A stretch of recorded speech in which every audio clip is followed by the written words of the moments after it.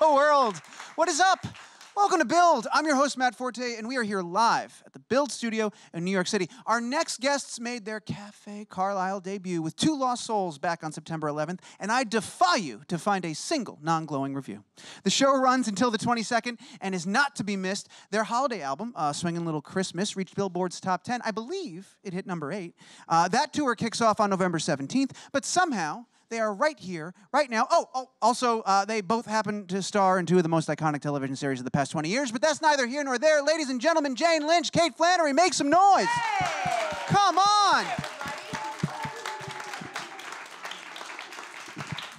Hello. Oh, my goodness. Show that album. Yep. Right. It's right there. It's right here. We'll get there. We're going to talk in great length about this particular album. All of this album. No pressure.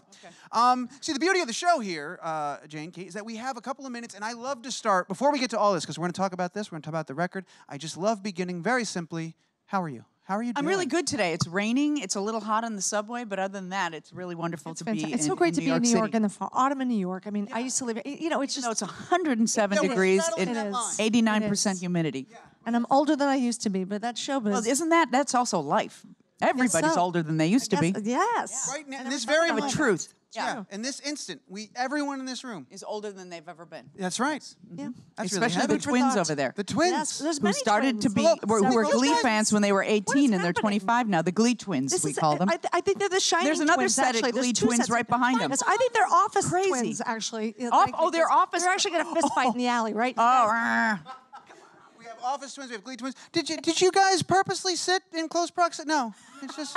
they were bookending as we walked in. They were booked. They were, Yeah, and they said red room. I'm sorry.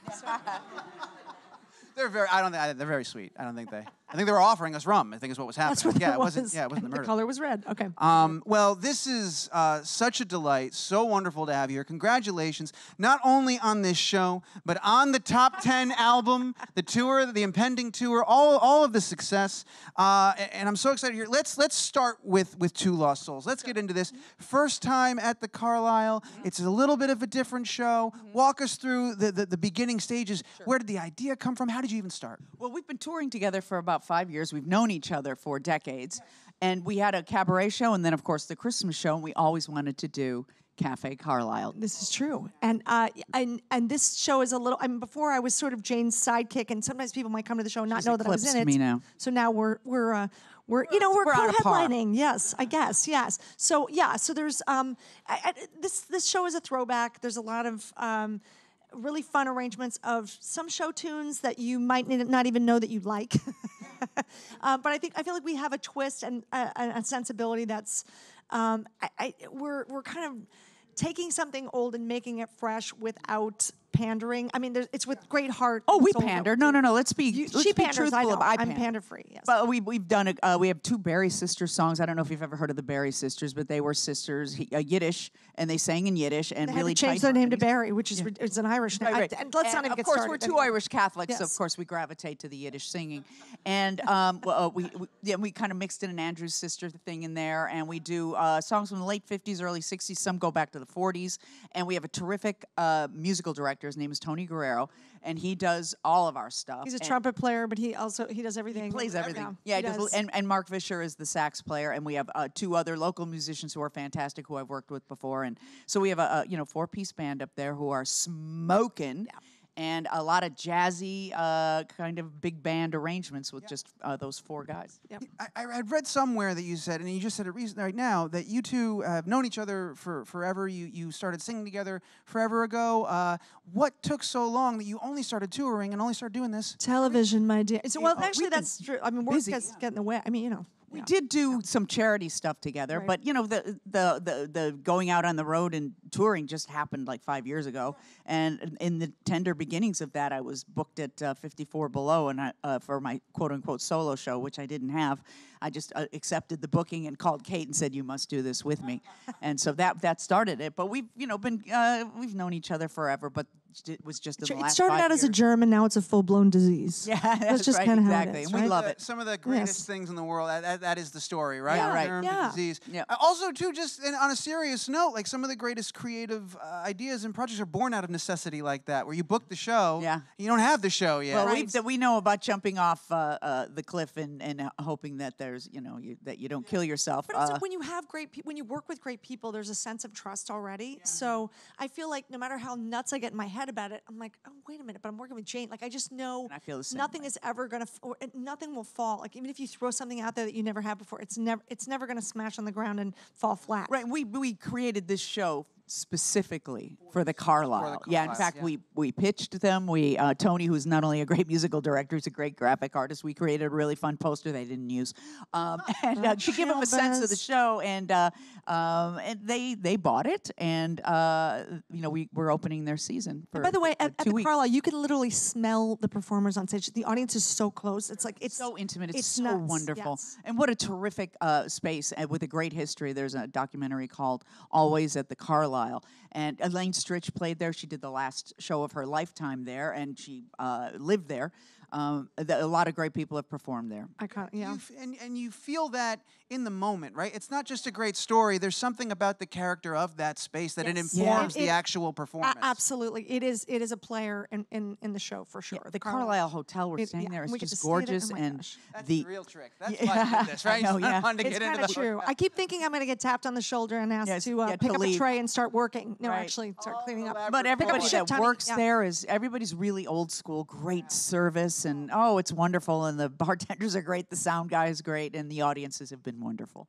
Speaking of jumping without looking, how much of this show changed from that initial pitch to where it lands now as you perform everything? Kind of Yeah, spot on. not much. Yeah, no, not no, no. spot on, Yeah, but we had a bunch of songs. We'll probably do this, and this, and I think we kept a lot of them. Pretty much. Yeah, and we added more, and then we cut some, and it was a work in progress, but we don't fight or anything. Yeah. And we let go of our positions pretty quickly. I'll say, let's do this, and she'll say, no, I don't like it. And I go, okay, let it go.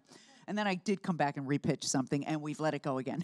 No, and that's okay. But that's part of the process too, and that's very rare. I mean, because usually there's people sort of fall into a niche, and I don't know. Sometimes you're kind of held hostage as a performer or as an audience member, and I feel like hopefully we're never those people. I don't hope think we not. are. I think don't everybody so. has a good I time. don't think so. No, and there's a great vibe in the room right now. None of Yes, these people are isn't being there? held hostage. No, they None can of. I don't know if they go. could leave I'll if be they disappointed, wanted Well, to. we but do go ahead. lock the doors, but we don't tell them that. Oh, So they don't. They don't know. They don't It's really for your know. safety they that don't- you're locked in. Exactly. It's a safety thing. You're Yeah. trapped with Sure. love. Yes. Oh my God. Hilarious. Speaking of working with great people, you mentioned Tony a couple of times. How did Tony come into the fold? How'd you meet Tony? And how Well, did he become your go-to guy? when we tour, as you'll see, Match.com. there's three singers. Just kidding. For There's musicians. three singers on the album. Tim Davis is the other one. That album right there, Yes, oh, right here. funny you That should album. mention that, Matt. And that's That's Tim Davis. And hilarious. Tim was the vocal arranger on Glee, and he's a wonderful singer and a really great guy. He lives in Orange County, which is kind of where all the married people live if you work in Los Angeles. And he introduced us to Tony Guerrero and his quintet. He's known him for years, and they are amazing They musicians. feel like almost like Flintstone characters. Yes. Like early '60s jazz guys. They each have their own specific personality. And their look, their own look. Slightly And self-deprecating, but yes, and so there's a lot wonderfully of talented. comedy coming out of that, but they're master musicians. They're jazz guys. They're old school jazz guys, and they're wonderful to have. And it was a real coming together that really worked. We were saying right before we opened our shows, we were watching the band. They do one song they play by themselves, When You're Smiling, and Tony does his Louis Armstrong imitation. He's a real dry guy too, Tony, and he plays Less is the trumpet. more. And we were going, wow. These people that we get to play with, it's So just we're so talented. grateful. We're so that lucky. yeah, we're really blessed that we all fell into it together, and it's a very happy. I mean, we've been doing it 5 years, and we still love each other. And no one's saying yes, that's a great idea. Yes, Jane Lynch. Yes, Gay Fl-" It's like there's none of this. Nobody weird, kisses my No, ass. there's And not. It's like I that's. don't no. understand why. but Sorry. and it's all right. Despite numerous requests to the contrary. Exactly. But that's what you want. You want. Yeah, well, and that's how you put out a good show, and that's how you find like an actual creative thing you can be proud of. Yeah. And to that end, is that kind of second only, I would imagine, to actually performing the show, but that part in the beginning where you're rearranging and you're finding it, you're putting your spin on it. That's got to be the second most fun, if not the most fun part of it, right? When it starts to take shape, the beginning I despise. I hate it. I hate because I feel when like you I'm have never the going to blank piece of memorize it. I'm paper. gonna. This was a dumb idea. Why? Yeah, I don't like it. It's my least. Even though I know that we're gonna get past this and we're gonna end up with something. I hate that beginning part where it's an empty page. You just kind of have an idea of what you're doing. And then the other part I hate is when we have to put the banter together. Right. And we always overwrite it, which is great. And then we go in, like we went in the night before we open and we cut the Kill crap the babies out of the banter. But we like the air out of it. It looks really spontaneous and everything, but we like to have an idea of what we're going to do, so we're not just flailing about, without purpose. We care about our audience. Yes, we so do. it does, and it is quite spontaneous. But we do have some set things that we do. They keep it as an entity, so we don't feel like we're going off the rails. Is that nervous? I don't know if nervousness or whatever, that feeling we described, the beginning, the part that you hate, is that specific to this creative endeavor, these performances, these All tours? of them for me. So everything, even acting. even acting and all. Yeah, that. like doing it is getting your script, and you're like, I don't even know what I'm going to do with this, and yeah. Well, that's fascinating because it's one of those grass is greener things for a lot of people. Or it's Yeah. like, at the end of the day, you love what you do, but it is your job. And there are parts of your job that stress everybody out. The great unknown is the thing that's. But that's the great thing about being on a series for a long time, because you start to trust people and you don't have to go through that insanity all the time, because you know that everybody that's bringing their piece, the writer, the director, it's all. You could trust. And with this show, we're responsible for everything. It's all on us. We are to blame. If Book, we don't we like are it. to blame.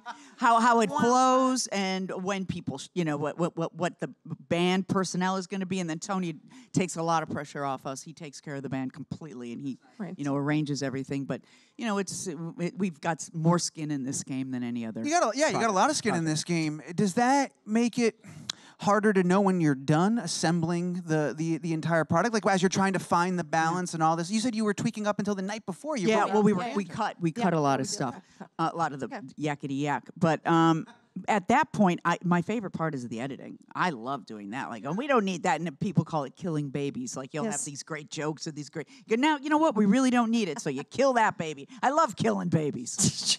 That's the quote that they will pull from this out of context. Way to go. Jane Lynch loves In the killing world. babies. Oh, I know. In this political Revealed. climate, oh my gosh. Okay. Comedy Hopefully they'll yes, use it in context. They won't. Hopefully. I was looking, doing my copious amounts of research, listening to all of these wonderful the songs that you've put out. There was a Christmas song that you've done with Dick Van Dyke. Yes. For crying out loud. Tony wrote it. Tony wrote the song. Yeah, it's called We're Going Caroling. And Yes. the thing about Tony, when he creates a song, it sounds like it's been around for 50 years. Doesn't it? He has I was listening that to it. thing. I didn't realize it. I was like, how have I not heard this before? Yeah. It's one of those things where, like, surely I've heard this around the house. My grandma Right. played. No, new song. Yeah, it's a new song, and Tony's played with Dick before, and he showed him this song and asked me to sing backup, and then we did a little video, and you can see it on my website or on the YouTube. And Jane likes to call it Van Dyke and Dyke. Yeah, Van Dyke and Dyke. Sorry. It's a good joke, Jane. How far up the chain did that album art make it before somebody said, we can't call it that? I gotta say, I'm just very curious. You both have worked in so many projects, you've been blessed to work with so many people, but I was just tearing up I was watching the Mary Poppins trailer and I saw Dick Van Dyke and I was tearing up. What was going through your head when you saw Dick Van Dyke was in front of your face? Like, he's there. He's Dick Van Dyke. It's a familiarity. You go, oh my gosh, it's Dick Van Dyke, and yet you've never met before. He's never met you before. So, but there was an instant familiarity. It was really great. He's such a nice guy. So thank God he doesn't hate you. Yeah, thank God, right? There's a human being. Like, what if they hate you? That would be horrible, right? Carry that around. It's forever. a lot to meet your heroes. It's a lot of pressure. You want to be disappointed. And what if they don't like you? There's the highest compliment I think that you can give somebody in show business is you are show. You like somebody is of show, and Dick Van Dyke is of show. He's a show business Always a guy. pro. He still loves to perform. He's still he's well into his 90s. Yep. He loves the dancing and the singing. Yeah, he's great. You know, you raised a great point about meeting him and meeting your heroes, and it's that there is a familiarity that it's very one-sided. And the two of you, I'm sure, have experienced that a lot since being on, again, as I said earlier, two of the biggest television shows. We've disappointed a lot of people. I'll speak for myself. I disappointed a lot of them. Don't Sorry, meet guys. Kate. You will be disappointed. You don't want to meet this hero here. Did that take time, like being in that role and finding yourself in that position, was that a weird position for you to be in? Did it take time to understand how to navigate that and how to understand and interpret that love? Yeah, sometimes I couldn't, like someone would go, and yeah, it would take a moment, like, it's just me. It's just me. I used to wait on so many. Yeah. I used to wait tables. I used to wait on so many famous people that I was always on the other side where I felt like I was. Like, you'd have to pick your moment, and I'd get to, like, I would, have an experience where someone was kind of annoyed, or, so I understand what it's like to be on the other side and how dangerous, how nervous they can feel, so I try to be kind as much as possible. Oh, you guys are just the best. All right, we're gonna.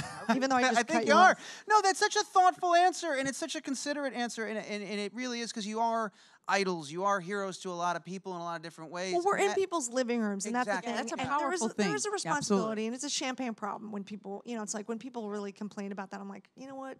You knew it was part of the job description. It's not like, it shouldn't really be that much of a surprise. Right. But some people have, social stuff, and I get it, but I feel like I'm not goes a long really way. shy, and neither is Kate. But there are people are shy, so that doesn't mean if you're an actor and you're shy, it doesn't mean all of a sudden you have to become unshy. But some people are shy. We're I'm getting this. We're going to take as many audience questions as we can. I got the signal. We're going to turn over there in just a second. There's a couple of things I want to do first. First, I want to remind everyone that Two Lost Souls. I mean, how can you not go, guys? It's through the 22nd, all right? So if you haven't already, get some tickets and go Saturday check it out. the 22nd, so we're there until Saturday We're the 22nd. there until Saturday, and the Christmas tour kicks off on the 17th of November. Yep, and you can go to, I wrote this down, JaneLynchOfficial.com has all the dates. Yes. So you can go there as well if you want to get in the spirit and check it out. And I'm talking, of course, about this album right here. We'll be in That's the Chicago, record. we'll be in Atlanta, we'll be in all over. D.C. For some reason, we're going to do about 16 gigs in Florida. Lots of Florida. Yeah. You Tell never know how Tell that. your New York relatives that go to Florida for the winter. Yeah, you can also get that album on iTunes or Amazon. You can download it. You don't. You mean have this to album? Yeah, Yes, that this album. one. Yes. This one right here. Even the Home Shopping Network, actually. Yeah, actually, you could. Yeah. Really? It's on home? Yeah. Where were we again? HSN in Tampa, HSN, Florida. Yes. That's pretty. I know, it's crazy. pretty All right, there's one last thing I want to do. I thought it'd be a lot of fun.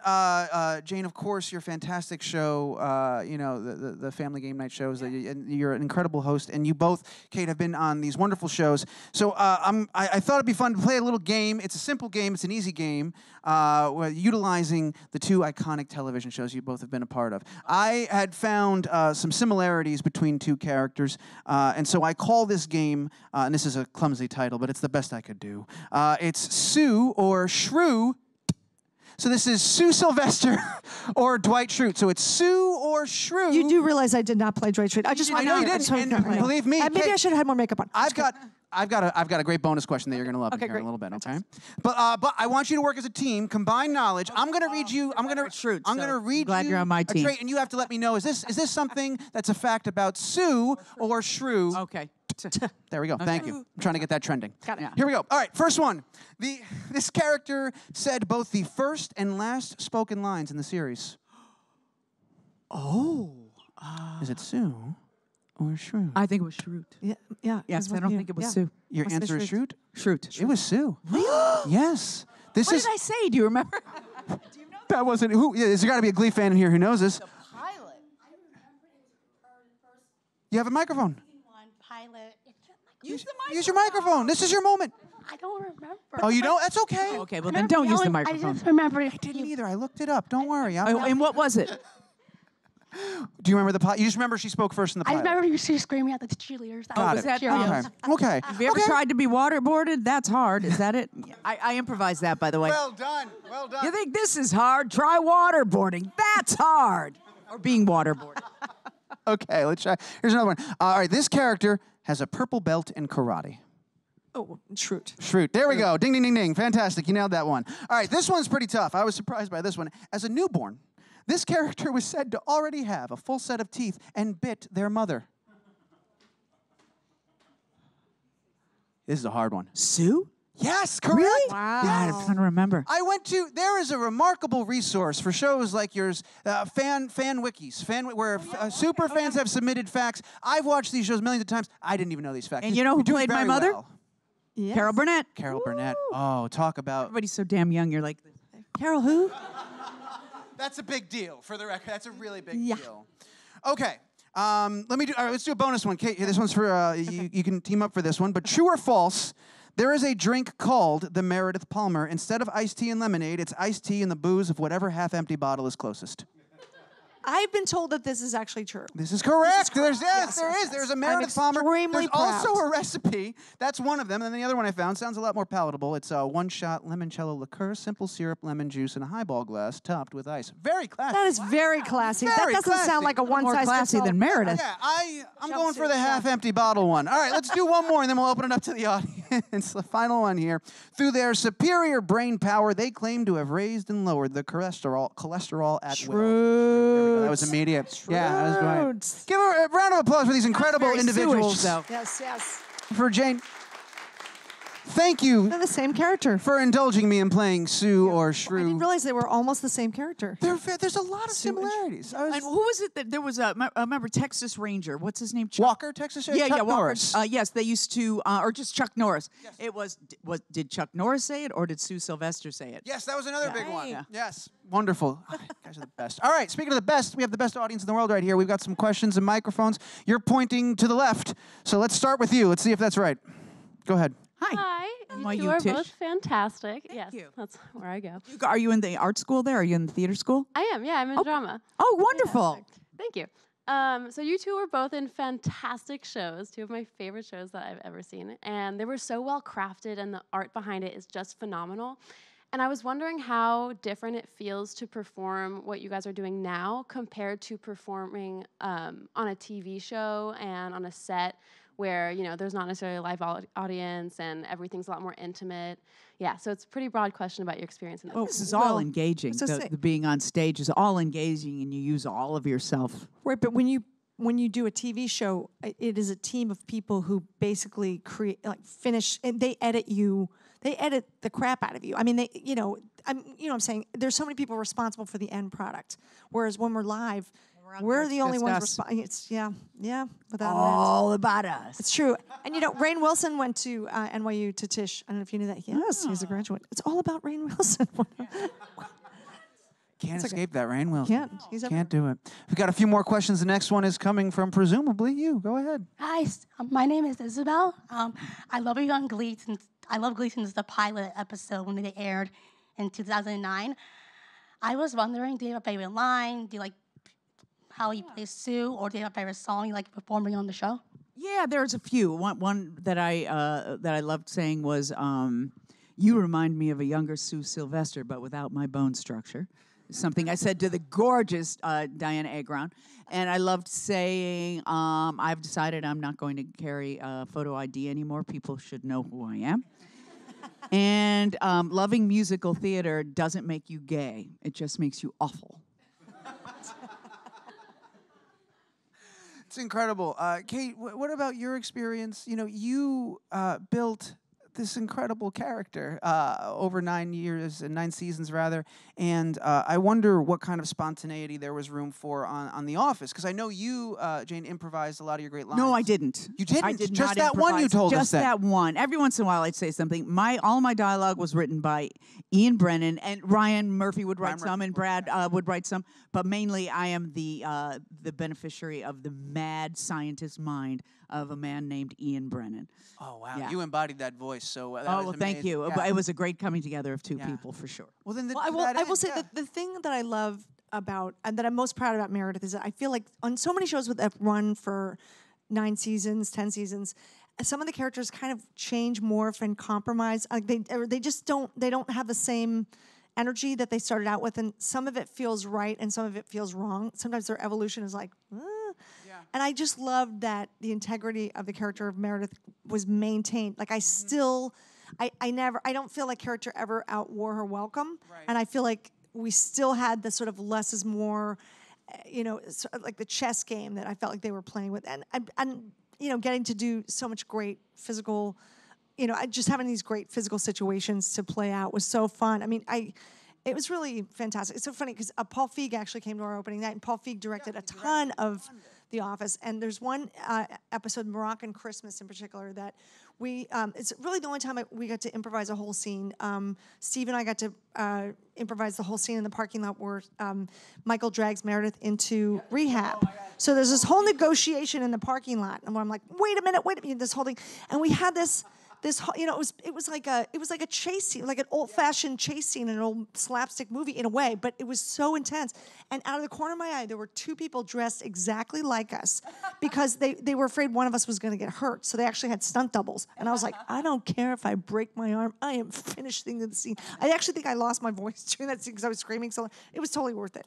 So when I was dragged in, I was like totally voiceless. It was Steve is the great. He was really like a master teacher to work with. Just the most economical and smart and funny and he's an amazing actor, which you can't always say that about some particularly male comedy leads. Sometimes they have this bravado and they sort of rest on that. But Steve's a great actor, so I feel like I learned to the economy that was offered. Like I feel super lucky. That's always really nice to hear. Yeah. That was awesome. Thank you for sharing that. It's good to And be thank you for drunk that and question. fuzzy, We've got a few more. Next one's going to come from, where's our microphone? Looks like right here. Thank you. Hi, guys. Michael David. I just want to say it's a pleasure to speak to you guys.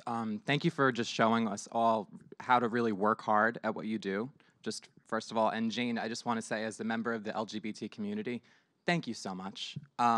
You just, throughout your whole career, at least from what I've seen, you've been so supportive. You've been trying to show people, how great, we are, and, just how great our culture and, how amazing life is. So I just want to say thank you for that, Sure. because I watched Glee while I was in high school. I was in a show choir. I connected to it. Good. And, I just want to say thank you for that. My question is for both of you, and what advice can you give to young actors who are either told you're not pretty enough, you're not straight enough in my case, you're not handsome enough, you're not this, you're not that.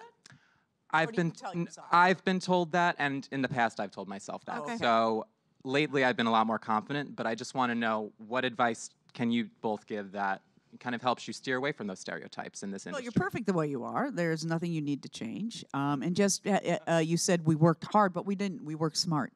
Not even smart, we worked fun.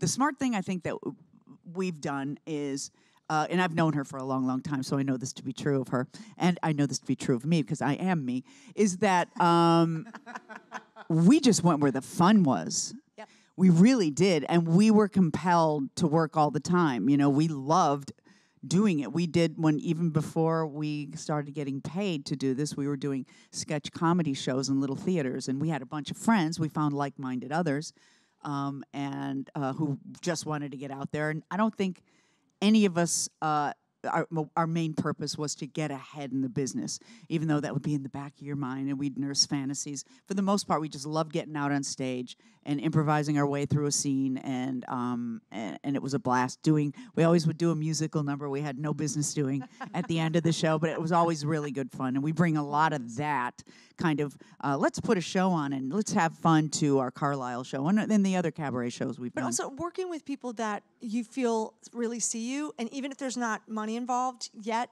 creatively, if you can surround yourself with people who really get you and that support what you're doing, and you don't pick up the phone on your way to an audition if there's someone that's negative and you're like, you have to have some boundaries.